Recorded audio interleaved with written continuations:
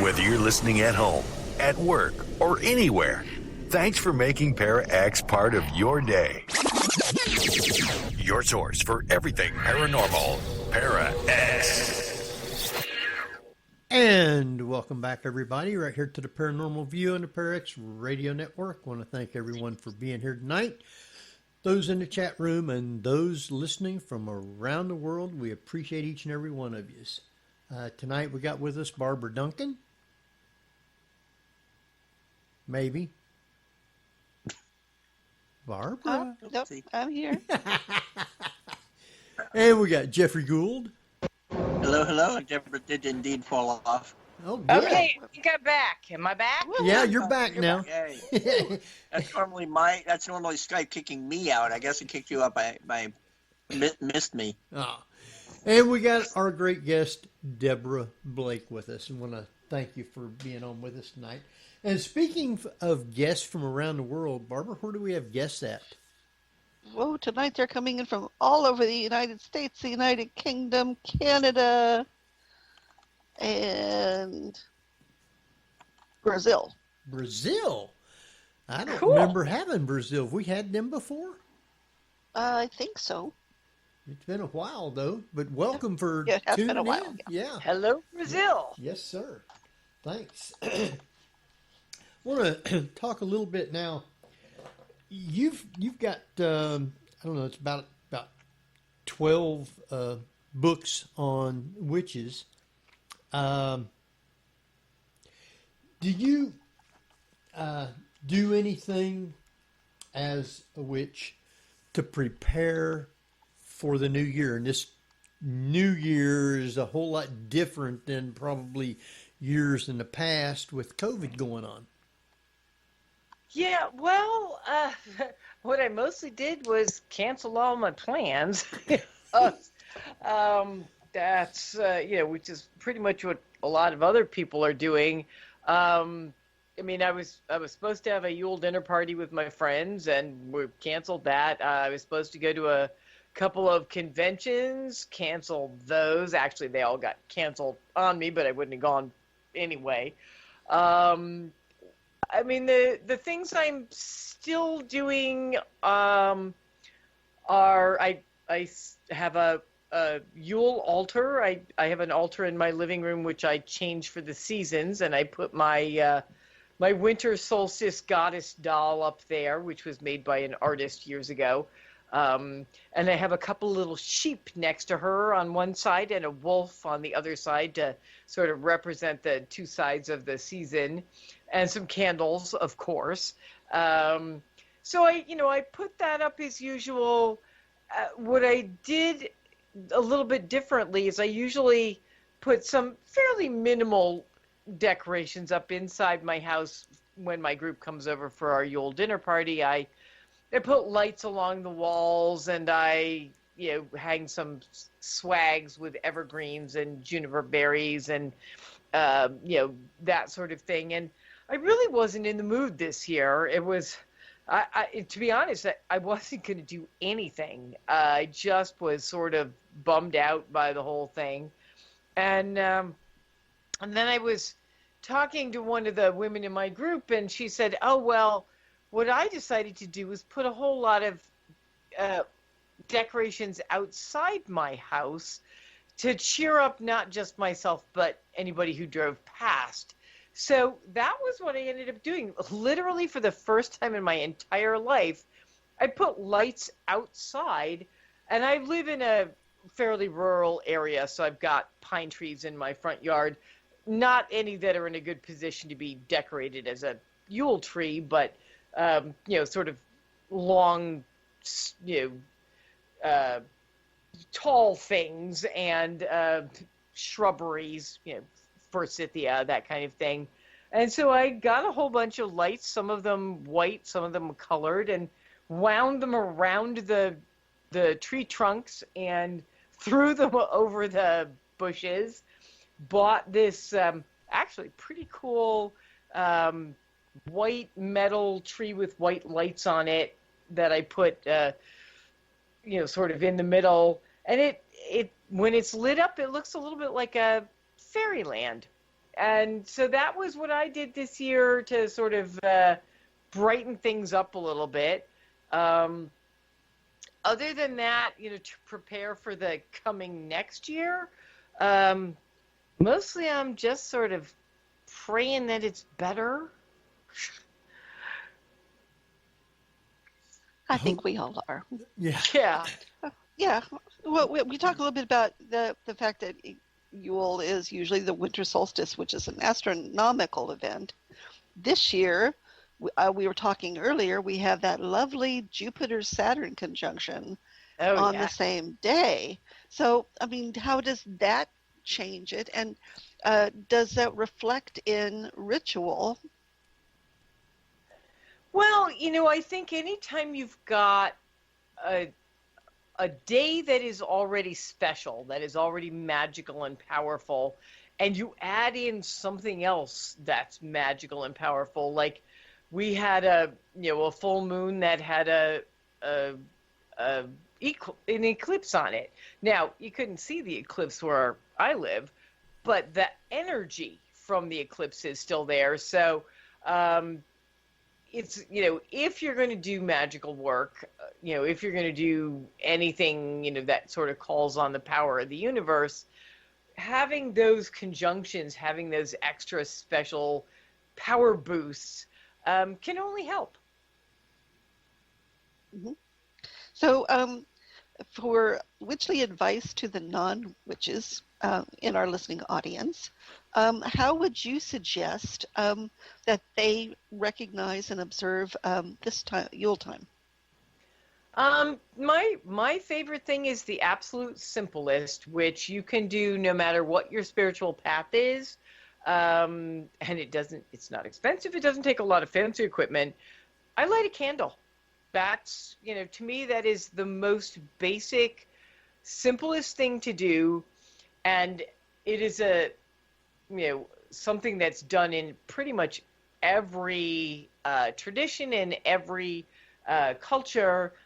You light a candle and you send your wishes out into the world, into the universe. You can send out a wish for peace. You can send out a wish for health and prosperity.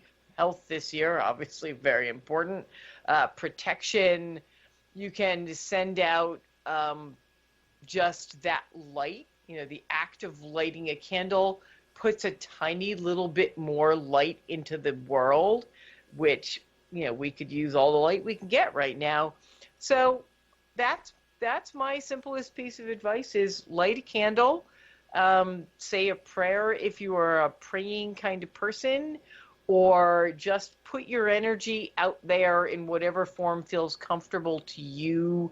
If you want to call on, God and Goddess, or if you want to, light it for, Mary or whoever else, appeals to you, just put a little bit more light in the world. That sounds like a good idea, no matter what time. Oh, yeah. Mm-hmm. But don't like set that. your house on fire. Don't set the house. That would be 2020. The best joke in the world is somebody was saying, it applies to candles too, but they were saying, never ever charge your crystal in the daytime in the window. Right. And people are going, oh my God, is it bad luck? Does it ruin the crystal? She goes, no, you're liable to set your house on fire. It's a prism. Yeah, that's right. It'll concentrate the sun. So everybody's saying, don't ever fall asleep with the candles on. And you're like going, what is it? Some sort of, subconscious thing? And it's like, no, you're going to. No, you could set your house on fire. Yeah. On fire. All that can happen. And I'm sure. Yeah, well, cheap and or I have practical. to say, this year has made me even more absent-minded than usual. I'm less likely to remember things like blowing out the candle. So, we laugh about this, but this year, unless I'm doing something fairly short, which I'm planning to, start by lighting the candle and end by lighting it, blowing it out, I've actually started using a lot of battery-powered candles. They have some really nice ones out there now. They'll run for days. And the worst thing that'll happen if you forget to turn it off is the battery runs out. So yeah, if you're having a hard time remembering things, use a battery-powered candle. It's A-OK. There's some lovely lights out there now that you turn them on and they look like flame. They really have upped the technology. It's in fact the ones that I've been using, the outside of the candle actually has a waxy consistency. I don't know how they do it, and they actually have a light. The part of what the battery does is it makes this tiny little thing like a flame move back and forth as if it were flickering. They're cool. They're really pretty neat. And so yeah, that's if I want to do something where I'm going to leave a candle burning overnight, I will use a battery powered one instead of a real one because, well, for one thing, I have 4 deranged cats, and I do not trust them not to jump up on the altar and go, "Ooh, look, fun, flames." So you only have 4 cats, or just 4 of the ones you have is deranged? No, I only have 4, and they're all deranged. Yeah, no, it's I have. What happened was I had a number of cats who were older, and I lost them all in the last few years, and so the new bunch is all younger. I have 3 that are 3 years old and 1 that's about 19 months old. So it's a lot of very young cat energy. Yeah, it's literally 4 cats 3 years old and under, and that's a lot of bouncing. Oh, it sure it is. Yeah. Yeah, I've got one that's like 17 years old, and she's not getting around very good. So we end up having to carry her into potty and stuff like that. But she's still bright-eyed. I mean, she'll look at you and stuff. So they can be remarkably tough, even when they're not feeling that tough. Yeah. Yeah, I lost one at the end of September who was the last of my old bunch, and he was 15, and he thankfully he did really well right up until the last couple of weeks when he went downhill really fast. But and I had already gotten the newer bunch, one of whom was a foster fail. The youngest one, I thought, oh well, I have these 3 young cats. I just went through kittenhood with them. I'm not gonna be even remotely tempted to keep one of these young kittens I'm fostering along with their mother for the local shelter. And no, I did. In my defense, I did manage to give back 3 of the kittens and the mom, and only kept 1 kitten. So I really think I did very well, all things considered. People, you know how people are on the internet. Everybody on Facebook, I'm sharing all these pictures of adorable kittens, and all of my fans and friends are like, keep them all. I'm like, no, go away, shut up. Yes. If they only knew what it That's was how I to got keep cats. them. Go ahead, Jeff. No, I was saying that's how I ended up with 4 cats. I had these 2 little dust ball sickly kittens came in, and I work with wildlife rehabilitators, so I tend to feed, and raise orphan baby raccoons, possums, and skunks. But these 2 little kittens were brought in, and by the time they were just getting old enough to maybe be brought down to a shelter, I'm like, no, they're staying here. They're mine. One is called Puka, and the other is Sprite. And then about a year later, we ended up with two fluffy Swiffer-tailed ginger cats, which I named Oscar and Oliver, and so the 4 of them are mine. Here. And that's Diana, the one that I kept. She was the sickly one. Her brothers got this little thing. She was on the verge of death for weeks, and I was hand feeding her with the eyedropper and those are the ones that get to you. The ones that and really I didn't decide to keep her. She pretty much decided to keep me. I think she went, this is my mama now, and I'm not going anywhere. And she's been basically doing whatever the heck she's pleased ever since. Yeah, I'm very much that cats shouldn't be outdoor cats, but Puka and Sprite decided, no, we're going to be outdoor cats also. And fortunately, they've never left the yard, but it got to the point I'm like, I give up. I can't just. No, they were able to ninja their way out, and it became a game for them to dash past Thank people at the goodness door. she doesn't want to go outside because she's definitely Ninja Cat. Yeah, she would be. And in fact, one of the reasons it's good she doesn't go out is because she would kill everything. She looks out the window at the birds at the bird feeder, and just you can practically see herself getting ready to throw herself through the window.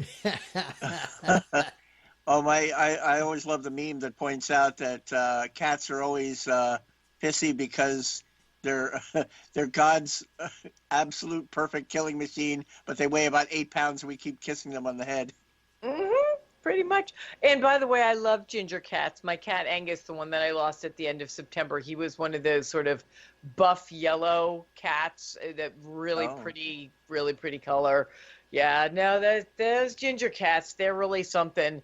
Yeah, I have one sleek black panther cat, that sort of, that's Harry Dresden.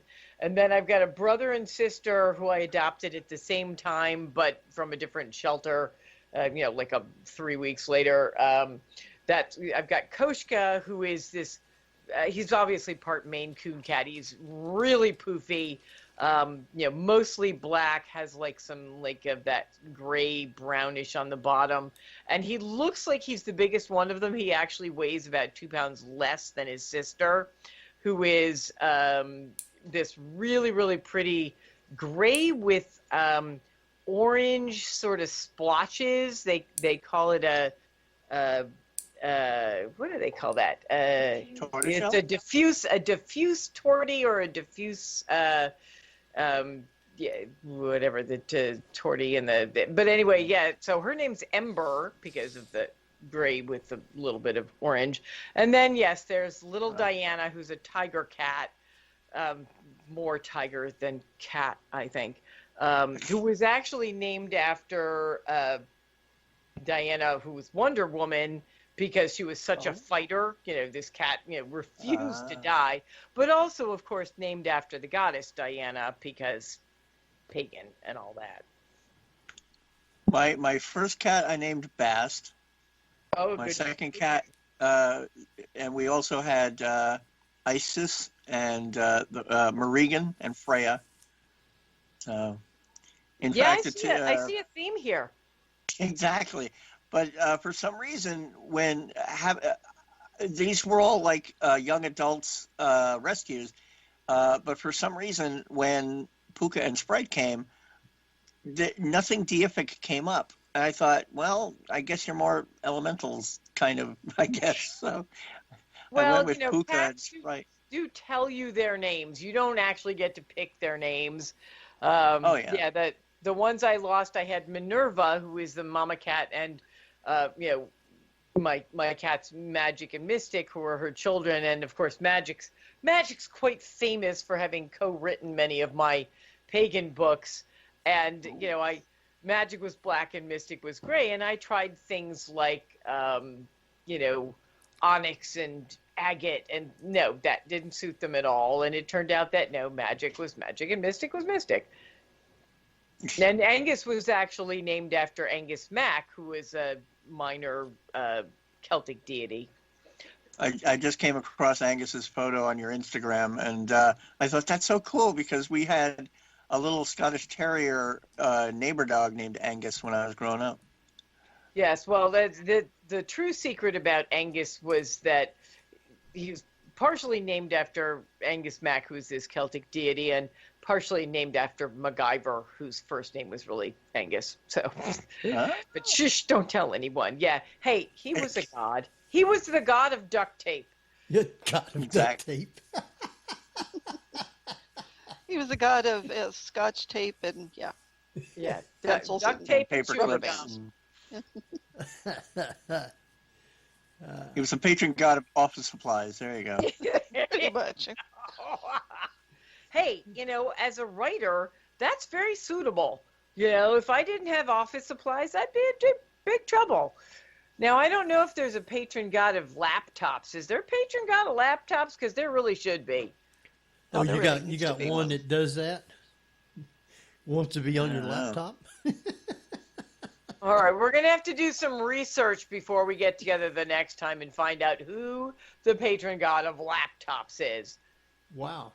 I didn't And know that. possibly Well, I'm sure if they ever figure it out, they could always do rituals Skype clad. That's awful. Awful good, really. It's excellent. It's Skype clad. I'm going to have to steal that and pretend I came up with something that clever on my own. Well, you have it on tape. It'll be on the internet forever. Luckily for you, my memory is so bad that 10 minutes from now, I will have forgotten you said it, so I can't really steal it. If I don't write it down right away, it's just gone. Yeah, that's what I was going to say. In 10 minutes from now, after we get off, you'll be, what was that he said? Yeah, he said a clever thing. What was the clever thing? It's something to do with MacGyver, right? Yeah, no, it's very bad. Yeah, That's what happens when you have a co-host that's a Taurus. It's not been a great year for writing or any other form of creativity.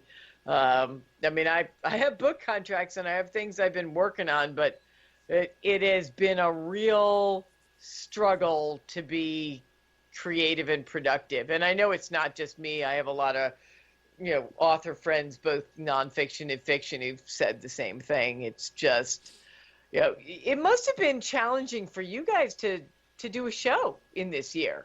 I have not been anywhere this year.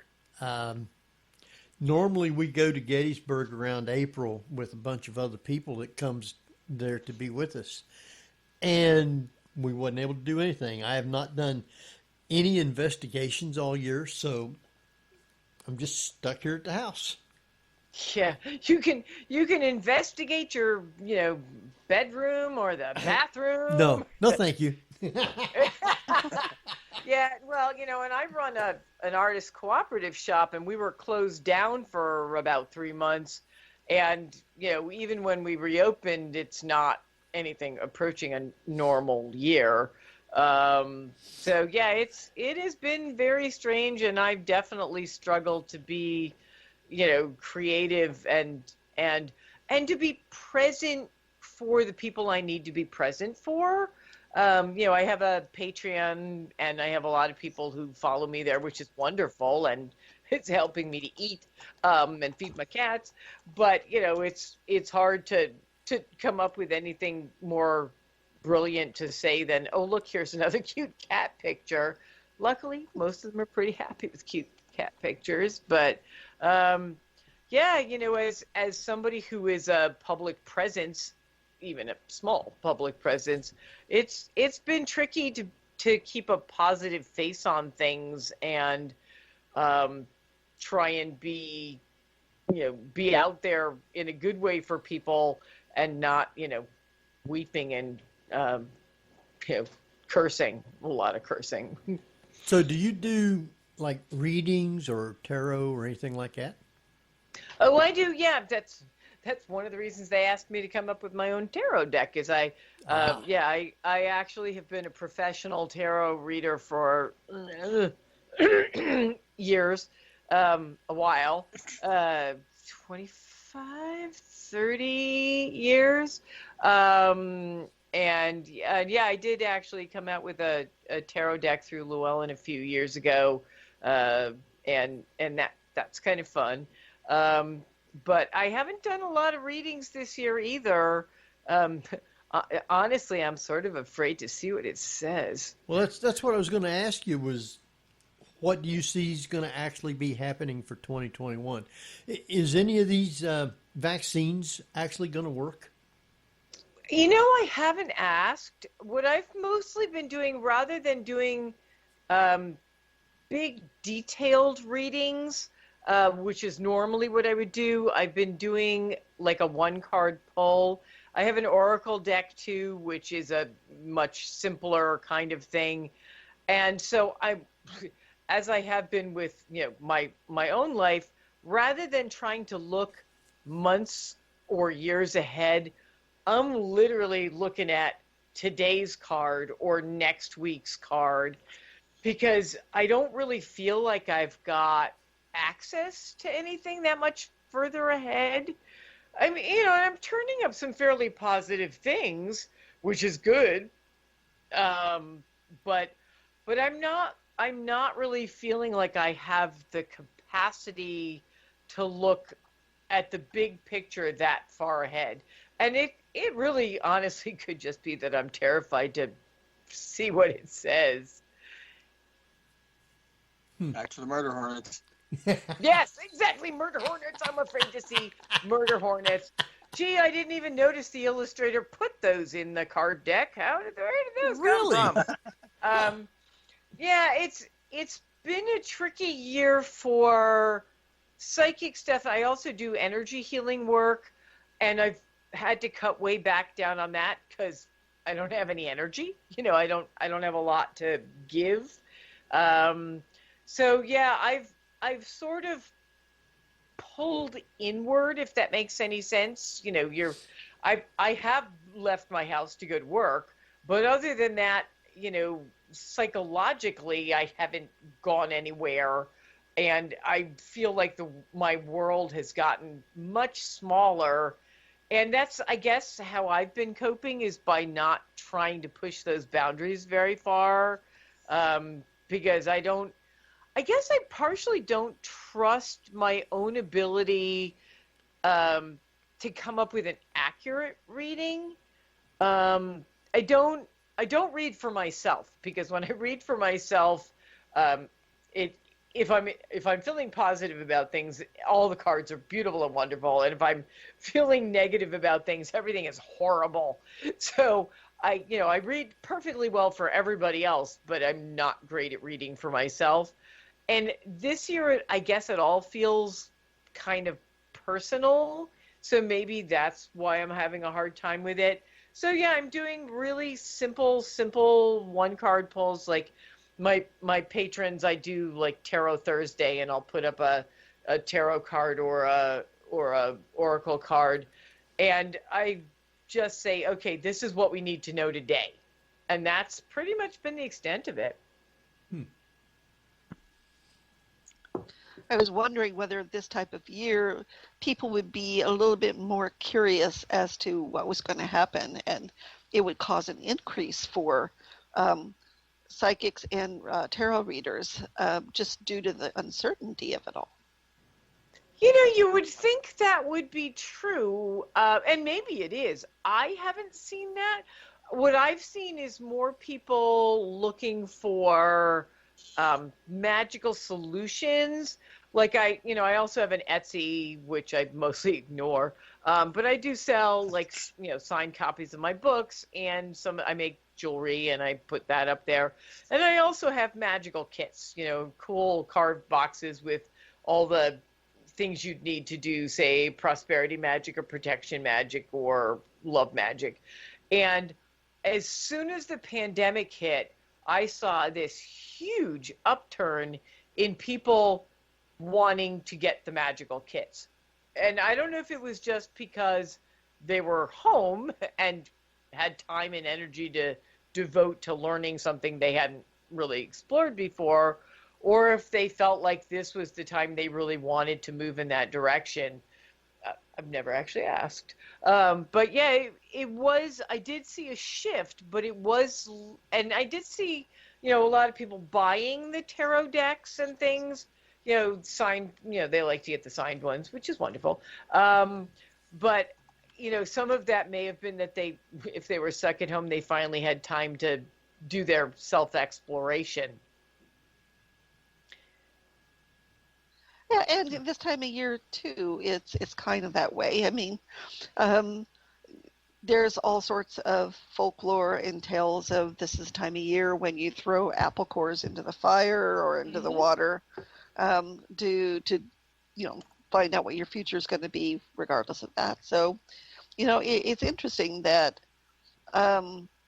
people are seemingly going back to that. And I think a lot of times people just want to kind of have some control.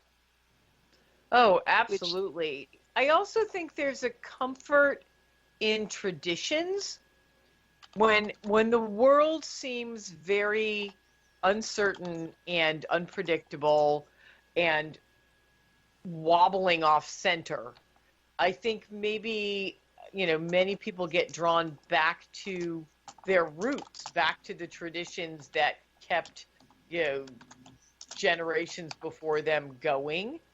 And so there may be some of that, or else, they had an interest and never, found the time and energy in their daily lives to explore it. And all of a sudden they had all this free time because they weren't going anywhere. I think that's true because there's too many people that's having to stay home. And of course, there's people that's still having to go to work, but there's a lot of them that's not able to right now, which makes it even really bad. Yeah, I also think that, for people who maybe it's been on the edge of their thoughts, like, oh, someday I'd like to explore, Wicca or paganism or whatever. When they have this need to find more grounding or more ways of looking at the world, suddenly maybe this seemed like the time to explore that. Also, we're cool. Just saying. You're cool? Yeah. Come to the other side. We have wassail. Exactly. Exactly. And tarot decks that have cats all over them. My tarot deck has a lot of cats in it. Well, maybe they're wanting to learn to read. Probably. Yeah. Well. But yeah, I do think that when things get scary and difficult, a lot of times people start looking for a spiritual solace, something that will help them make sense of things or give them a way to get through it. And if whatever it is they grew up with isn't working for them or has never worked for them, then they may be turning to something like Wicca or witchcraft because they need to find something that does work for them. Yeah, they're looking for direction. It seems to me that in the past people were leaning toward faith and trying to get divine intervention, but now it's kind of almost an organic technology where magic is not quite faith, but it's more based on personal action that is under people's control. Well, it is interesting. One of the ways that I view witchcraft is that it is, for one thing, it is a spiritual path that believes in personal responsibility. So, you do control your own actions, you're responsible for your own actions, but that also means that you have the ability to create positive change in your own life through your own actions. And, you're not necessarily just looking for help from deity. You're saying, I'm going to take my energy and my will and project it out into the world and help create these changes that I want to happen. And that is empowering. In fact, the book that I had that came out this year in the middle of the pandemic, which I have to tell you, as an author, I do not recommend having a book come out in the middle of a pandemic. That flushing noise you heard. Yeah. But I put out a book, actually my first non-Llewellyn witchcraft book, from St. Martin's Essentials, called Modern Witchcraft, Goddess Empowerment for the Kick-Ass Woman. And it's all about connecting with the goddess and using that connection to empower your own life. And, I do think that witchcraft, whether it's, you're specifically looking at it as a kick-ass woman going for the goddess, or if it's just in general, it is empowering. There is very much about witchcraft that says you don't have to give over your power to some male grumpy figure. You can use your own energy and your own intent and focus and create change. And I think, in this time in particular, that's pretty important. Oh, very much so. And well, for people who are whose ears perked up, you have magic kits. And where can people get them? Okay, so I have an Etsy shop. I think you can find it if you just put in my name, Deborah Blake. I also have links on my website, and I occasionally post links on Facebook and things. It's actually, I call it Hocus Pocus, because it seemed like a silly name. But yeah, if you put in Deborah Blake, on Etsy, you'll find me. And yeah, I have 4 different kinds of magic kits. And if you don't want to get the fancy box, you can get them in a cool little bag. And I also have boxes with collections of gemstones in them, because I'm kind of a stone junkie. I love my crystals and my rocks. I don't know if it's because I'm a Taurus and it's a earth sign, or just because I like the shiny stones. But yeah, my house is, there are giant rocks, there are little rocks. There's a whole cabinet full of pretty crystals that I had to buy the cabinet when Diana got big enough to come downstairs and start throwing things on the floor. But yeah, and I also, I have like dishes full of just rocks I picked up on the seashore. I just love my rocks. But yeah, so I have some witchy supplies there, and also signed books for people who would want such a crazy thing. That and I do actually have I have my cat magic book, little book of cat magic from Llewellyn, and I have like little sets that have the book plus some catnip toys and fun things like that. And you have some very nice jewelry. Thank you. Yeah, well, that's actually, believe it or not, before I started writing, that was what I did. Is I made gemstone jewelry, and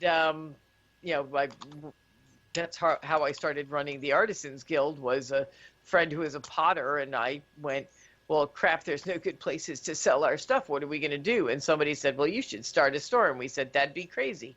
And then we did it anyway, because we're crazy. But yeah, so I have gemstone jewelry, and most of the stuff that I post on my Etsy is the sort of pagan themed things, but I make things that aren't pagan-y for regular people. And I do have a few cute ones that have cats on them for regular cat people. But yeah, I do a little bit of everything. That's probably why I'm so tired. And you do have some very affordable holiday special goodie boxes. Yeah, I try. I'm not going to get rich off of any of the things that I do. I run a not-for-profit shop. I'm not going to get rich off of that. The pagan books are not. There are no rich pagan authors. We are not any of us. Tom Clancy. We do it because we want to share our knowledge and put something positive out into the world and make a little bit of money.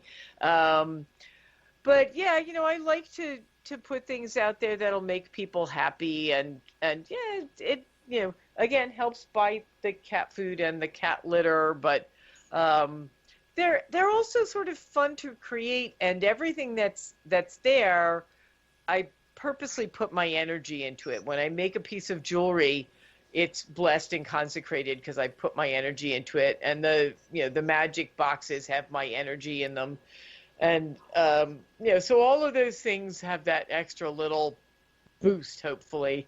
Now, of course, it's getting a little late in the season for gifts. If you ask the post office, the odds of them getting to you on time are not good, especially if you want them for Yule, which is Monday. But I've been sending things out, and they seem to be getting to people in a reasonable time. And you can always, if you want to get a gift from me through my Etsy shop, just tell whoever you're getting it for that it's on its way, and it'll be special, worth the wait. And if she keeps acting up, you might get a free Diana in it. Uh-oh. Well, we do have a comment in chat that your tarot deck was her first tarot deck. I get that a lot. It's actually a wonderful thing. It makes me feel so great. People are really loving the tarot deck. Now, part of it is because I have a brilliant illustrator. Her name is Elizabeth Alba, and she also has an Etsy shop. She is amazing, and we made a great team, enough so that Llewellyn then said, hey, would you do an oracle deck too? But we really set out with this idea that we wanted to make it accessible for people. That's sort of the theme of my books. That's why many of them have Everyday Witch in the title, because I want my work to be easy to read and accessible, and something that you don't have to study for weeks to understand chapter 1. And one of the women in my coven had been saying for years that she really wanted to learn tarot, but she kept looking at sort of the basic Rider-Waite deck, which is what I used to read for many years, and she just couldn't get it. She couldn't get into it. It's got a lot of sort of old esoteric imagery that doesn't resonate with people these days. And so I tried to come up with something that would be easy to use and yet still have that sort of classic feel. And I've had a lot of people tell me that they had been trying to connect with tarot for years, and my deck was the one that finally worked for them. And that's the best feeling ever. Do I hear barking? Yeah, that's probably Jeff. Yeah. Okay, because I'm like, okay, I'm having that stroke now. But yeah, the there's a lot of people. Was great to work on. It was probably the most fun project I have ever done in all of my career. Was that the Everyday Witch Tarot? We just had a blast working on it. Go ahead, Barbara. Well, I was just going to say you bring up a very good point about the older decks, especially the Rider-Waite, which everybody started off on. But it is rather old symbology, and it's great to be able to bring some more of the 19th and 20th century into tarot. Well, and I also wanted it to be something where even the cards that people consider to be quote unquote negative, the scary cards like the Devil or the Tower, I always put a positive spin. There's a book that comes with the deck. They actually made this really great box that closes, and it's got the cards and the book, and it's very neat. I love it. And the book is full color, which is really unusual. But I always tried to put a spin onto it where I would say, okay, the Devil card is scary, but you have to remember that, it's a reminder that maybe, the devil is, you giving into your own, things that don't work for you, and you want to look at a different way to do it, or that the Death card is the end of something, but it opens a door for the beginning of something else. Because I think a lot of people worry about tarot because they're worried they're going to get bad news, that they're going to see things that are scary and they don't understand. and sometimes you do get bad news, but often the bad news is just a way of either warning you to brace yourself, which is never a bad thing, or saying, yep, things are going to get bad, but look, there's good stuff on the other side.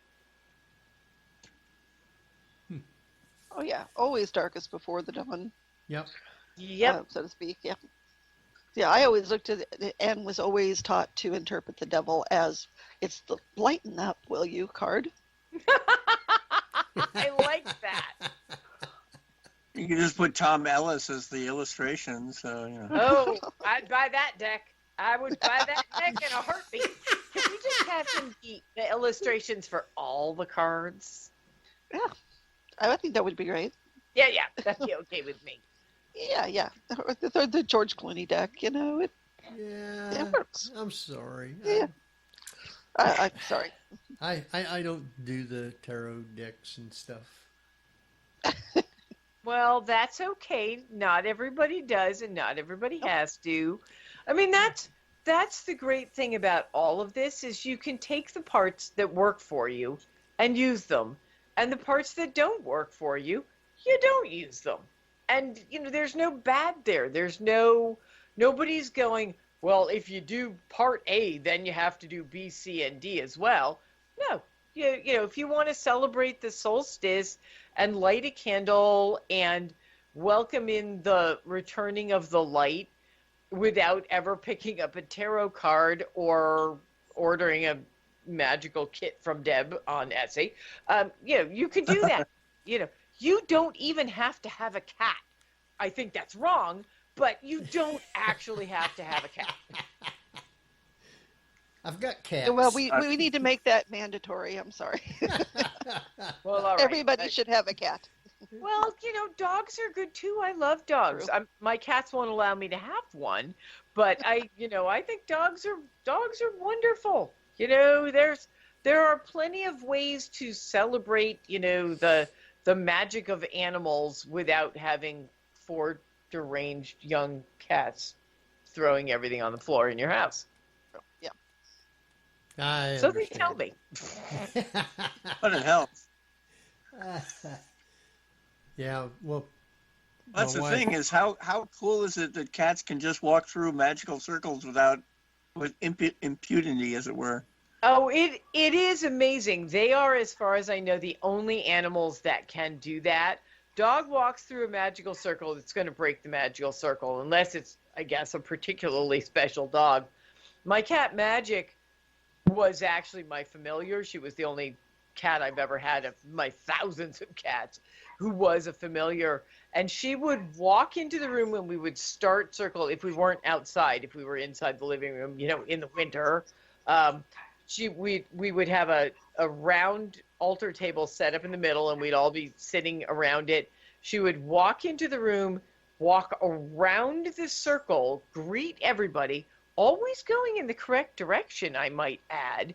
And then she would sit under the table or on the couch behind me supervising, and when we were done, she would walk out of the room and you'd know the ritual was over. It was pretty impressive. Huh. Wow. Wow. Although it occurs to me that would be an interesting name for a cat, Diesel. Yeah, unless you wanted them to go in the other direction, in which case they'd be like, nope. Nope, sorry, only going in the right way. I attended in Manhattan. I attended a Yule ritual through a store called Enchantments, and they had a Yule log that they had candles on, and they were dragging it around the circle. And as you know, children are naturally magic as well. So this little toddler sort of goes rampaging in a circle, but going the wrong way. So somebody just stopped the kid, turned it around, and he started running the right way. And we were just like, hey, he's raising energy. Yeah, that's wonderful. Yeah, we actually have one member who had, they're not young children anymore, they're 12 and 13, but when they were little, they literally came to circle as babes in the womb, and because she was, a nursing mom, she would bring them to circle, for years. And you would think that they wouldn't be able to follow along or do things. They brought the best magic, especially her daughter, who is still very pagan and leaning. Her son has sort of wandered away. But, at 4, she called the quarters all by herself and did a great job, because I think they have that natural connection.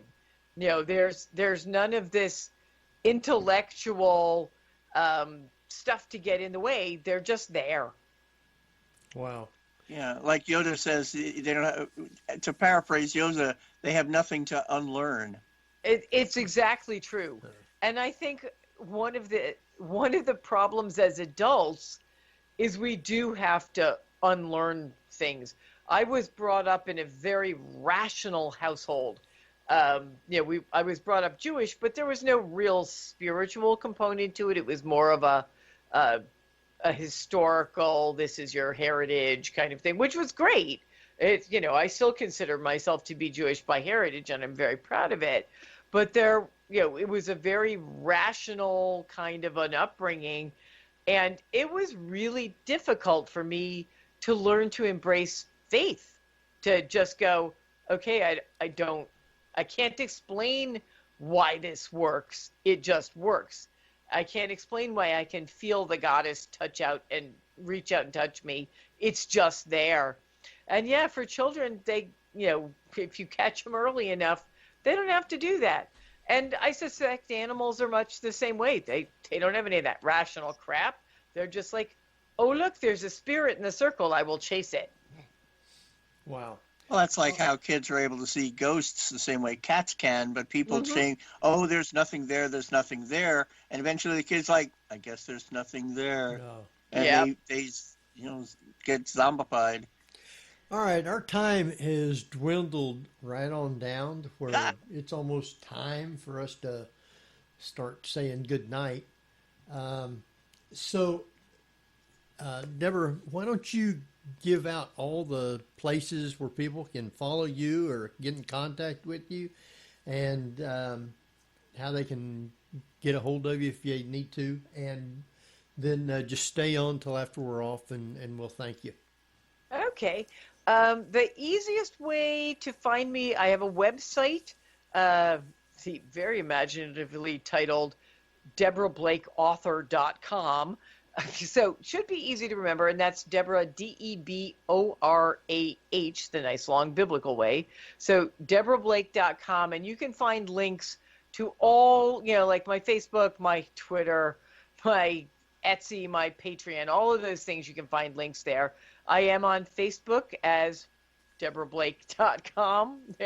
Deborah Blake on Facebook. Also, I have an author page, Deborah Blake Author, on Facebook. On Twitter, I am, wait for it, Deborah Blake. I'm so boring. And so if you go to the website, you can find links to all of the magical and unmagical places to find me. And if you listen to the show, absolutely come to Facebook or Twitter or Instagram and say hi and say you found me here. All right. Well, since our time's almost up, we're going to be jumping off. So I want to thank everybody for taking the time to be with us tonight. And till then, this is Henry Foister, Jeffrey Gould, and Barbara Duncan. And we will see you next week at the same time. So good night, everybody. Happy Yule. Happy Yule.